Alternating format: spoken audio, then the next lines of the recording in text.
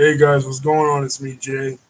Yeah, I wanted to report on the passing of legendary pro wrestling trainer and pro wrestler um Dominic DeNucci. Dominic DeNucci started his career in the 1950s um, in the Montreal, Quebec territory, back when it was ran by both Eddie Quinn and Jacques Rougeau's father. From there, he moved on to the Australian territory of WCW, not the WCW that many are familiar with from the late 80s, early 90s here in the States, but the original WCW that was in Australia. Then in the 1970s, he made his way to New York, where he teamed for a little bit with Bruno Sammartino, and then from there, he had a lot of other tag teams.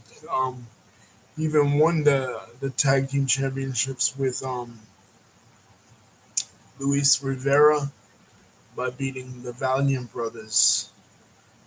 Because as you recall, back in the '70s, in the early to mid '70s, in the New York City area, and all throughout the '60s, they would always bring in these Italian wrestlers, and they would team them with the Hispanic wrestlers and cater to both the Italian demographic and the Hispanic demographic, and that's really why he worked in. He got over really big in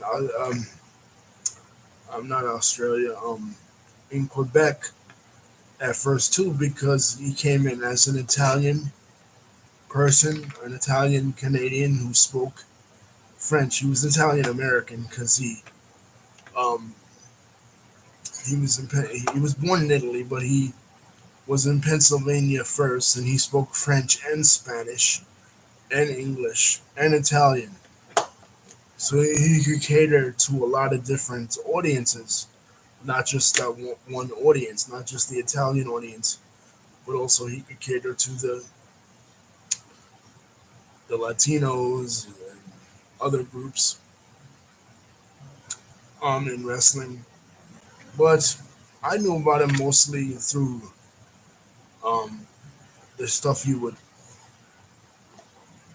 when he would talk about how he trained Shane Douglas and Mick Foley,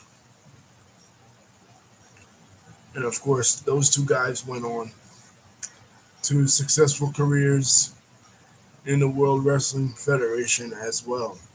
He also was responsible for training Brian Hildebrand, the referee, aka Mark Curtis, and he was mostly known as a trainer. But I found it very interesting that he could appeal to this broad band of followers because, let's face it, for a non-French person, it is, for a non-French person, it is very hard to get over in professional wrestling in the Montreal, Quebec area. It's pretty much bizarro land. In there, Jacques Rougeau's father was like the most the most popular wrestler ever, and even Jacques Rougeau himself and Raymond Rougeau were very popular. Hell, in 1998, Jacques Rougeau defeated Hulk Hogan in a match. Canada, French Canada is very weird. But Dominic DeNucci spoke again French and Italian, so he got over good with the French audience. He came in um, as um, Dino Bravo's partner, the original Dino Bravo, not the Dino Bravo that we mostly know from the World Wrestling Federation, but there was another guy named Dino Bravo, and he even wrestled in Stu Hart's territory, and he kept the name Dominic Bravo until he left Stu Hart's territory. He also wrestled in Japan, many different places. He was internationally known. But like I said, I mostly knew him as a trainer of Shane Douglas and Mick Foley. In fact, I brought his name up to Mick Foley when I met Mick Foley back in 2003. And of course, Mick smiled because Dominic DeNucci was not somebody that was really known by my generation of wrestling fans. He was from a previous generation. He was from that generation, like I just said, that was in the World Wrestling Federation or in the Worldwide Wrestling Federation in the Northeast. You had to have like